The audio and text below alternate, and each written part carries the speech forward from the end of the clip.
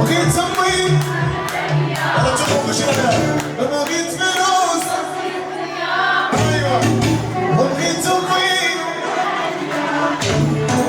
حبيت راسي على راس امي قال لي انا اللي في قلبي بغيت فلوس ما بغيت دنيا بغيت تموين تبقى حياتي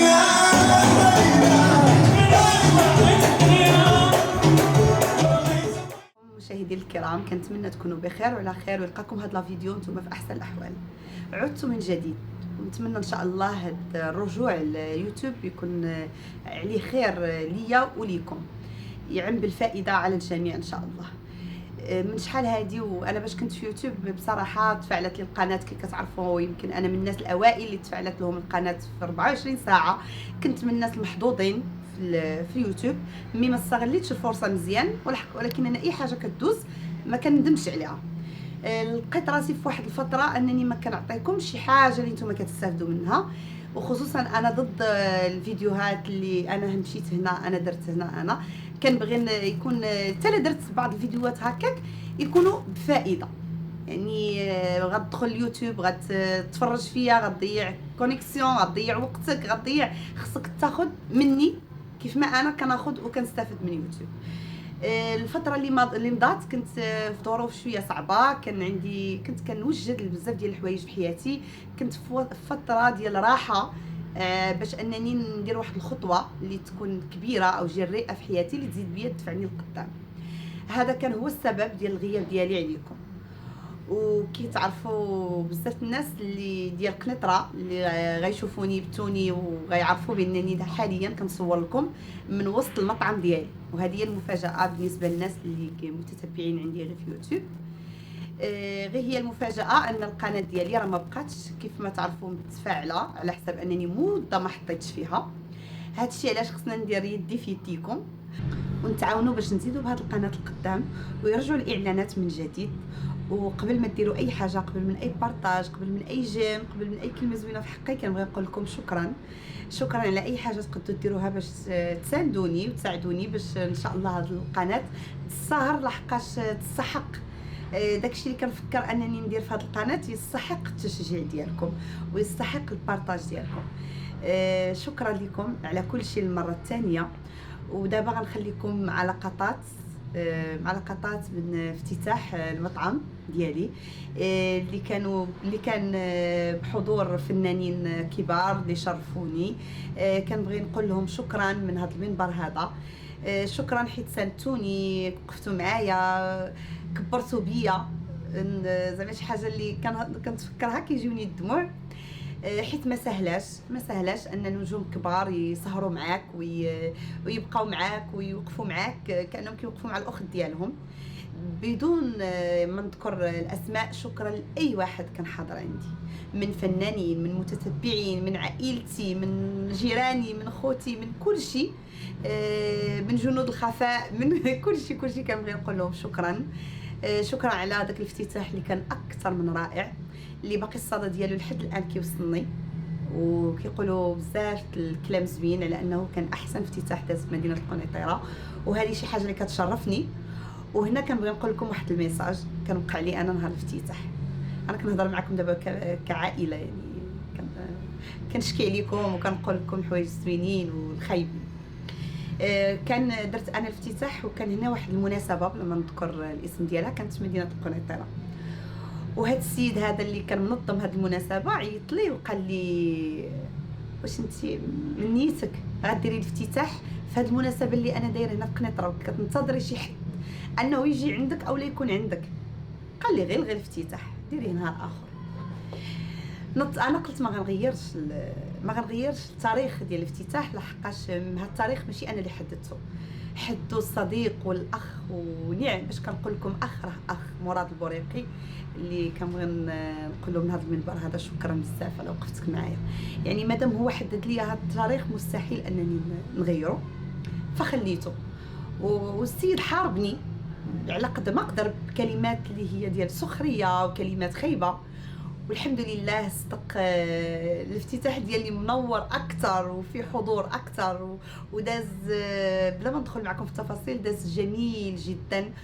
والحمد لله على اي حاجه وقعات. وشكرا كنبغي نقول شكرا للوليد الرحماني اللي من الخدمه ديالو في هذا العمل هذا خدا من وقته وجا وكان حاضر معايا وبقوه. شكرا وليد، شكرا لاي واحد حضر عندي. هذا غير ميساج بغيت نقول لكم باش الا عندكم شي هدف ما تخافوش، سيروا شوفوا الهدف قدامكم. راه ما يمكنش غادي تلقاو كلشي بارفي، راه ما يمكنش، غادي تلقاو بزاف ديال الصعوبات، غتلقاو بزاف الناس اللي غيبغيو ينزلوا منكم، اللي غيبغيو يقولوا لكم نتوما فاشلين ما غتنجحوش. راه ماشي اي حاجه كتنجح من الاول، والا ما صبرتيش صعب تنال النجاح. وحتى الا نلتي النجاح ما غيكونش بالسعاده بديك اللذه. كنهضر لكم حيت انا بزاف الحوايج تلذذت فيهم في حياتي، نجحت فيهم وما جاونيش بالسهل، جاوني يعني بجهد كبير، ولكن نهار وصلت لهم وانا كنتلذذ بالفرحه وبالسعاده وعشت اجمل ايام حياتي وانا فرحانه مع والديا وحنا كنبارطاجيو ديك السعاده ديال يقدر غير حلم بسيط وكيحقق لنا بزاف ديال الفرحه في حياتنا. انا من كلامي دائما لكم كنوجه لكم ميساجات باش نحيي فيكم الطاقه الايجابيه وباش تكونوا دائما ايجابيين في الحياه. باش ما نطولش عليكم، هذا هو المنيو ديالي ديال المطعم الشيف ساره. كيحتوي بزاف ديال الحويجات اللي هما جدادين. اهم حاجه هي انني دايره لكم اطباق اللي كتبدا يعني اطباق ديال الضيافه. عندك ضياف، عندك عائله، عندك مناسبه كتجي عندي كتاخدي مثلا نمشيو للاطباق الكبيره اللي كتكون اللي نقربكم منها اكثر.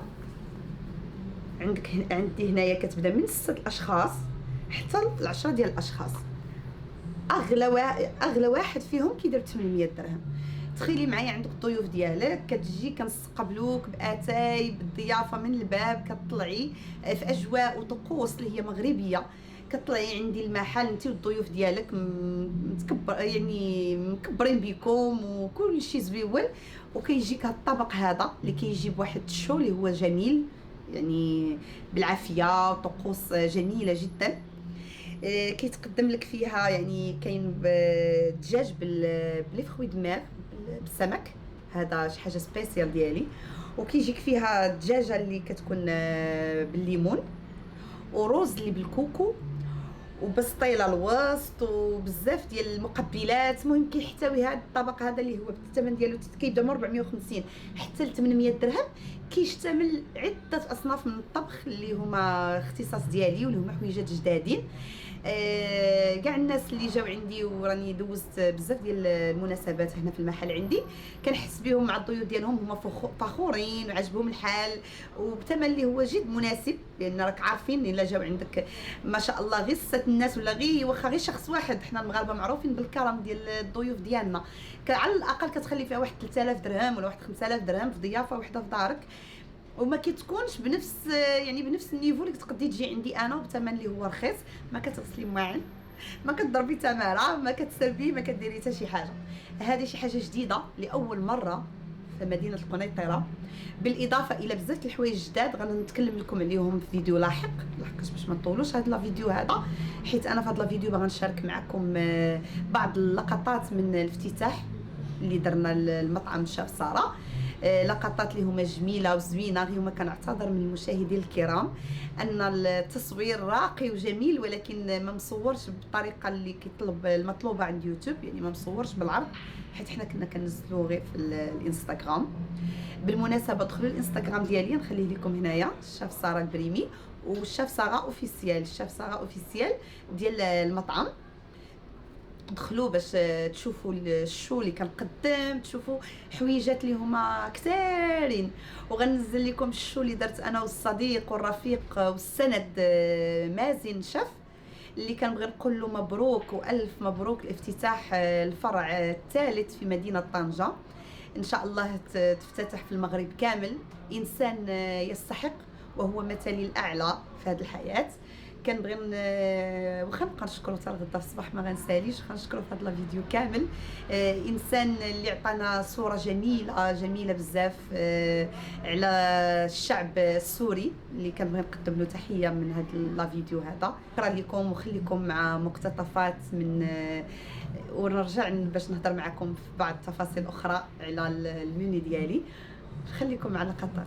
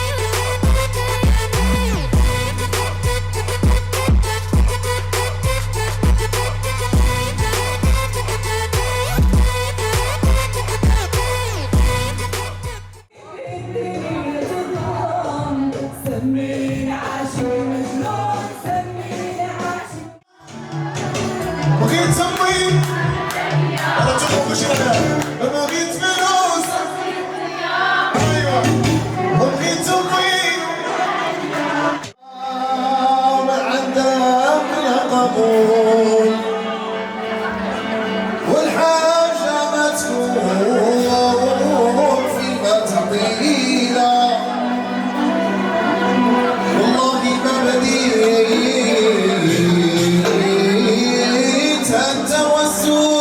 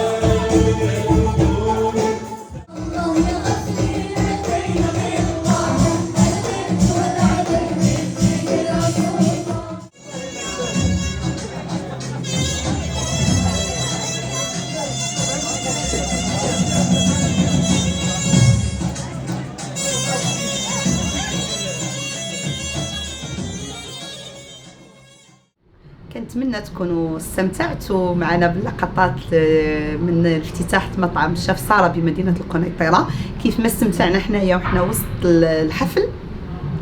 خليوا لي تعاليق زوينه، قولوا لي كي جاكم الحفل، شنو الحويجات اللي عجبوكم، شنو الحوايج اللي كانوا ناقصين، كي جاكم المطعم، وهذه اهم حاجه. فكره جديده من انامل الديزاينر عديل الزبادي اللي كان نقدم له تحيه كبيره جدا. الديزاينر العالمي اللي يقدر يحقق في مده وجيزه يعني هذا المطعم الجميل وباللمسات ديالو بالافكار ديالو. كنقولوا له شكرا، ونرجع نختم معكم لا فيديو، ولكن من بعد نقدر نقربكم انكم واخا تشوفوا هذه الجماليه وهذا الشيء كامل اللي في المطعم. راه اثمنه جد مناسبه بالنسبه للمقبلات، كي كتشوفوا راه اثمنه كتبدا من 11 درهم وانت غادي، راه كل واحد على حسب الطاقه ديالو. عندي هاد شامل بزاف الناس اللي كيدوزوا كيشوفوا الديزاين وهذا كيسحبوا عندنا اثمنه غاليه. حنا عندنا اثمنه جد مناسبه. لي بلا اللي طالعين شويه مثلا 90 درهم 100 درهم راه كتلقى فيهم مكونات عديده وكثيره، فهمتي؟ يعني انا ما نقلبش هنا على الربح كثير قد اللي كنقلب على المحبه ديالكم وعلى الجوده. وكنتمنى انكم تدعيو معايا، ومازال نهضر لكم على يعني مازال فيديوهات كثارين اللي غنتكلم لكم على بزاف ديال الحوايج بخصوص هذا الموضوع. من هنا نقول لكم تهلاو ليا في راسكم، ما تنسونيش من البارطاج لا فيديو، وشكرا لكم على المتابعه.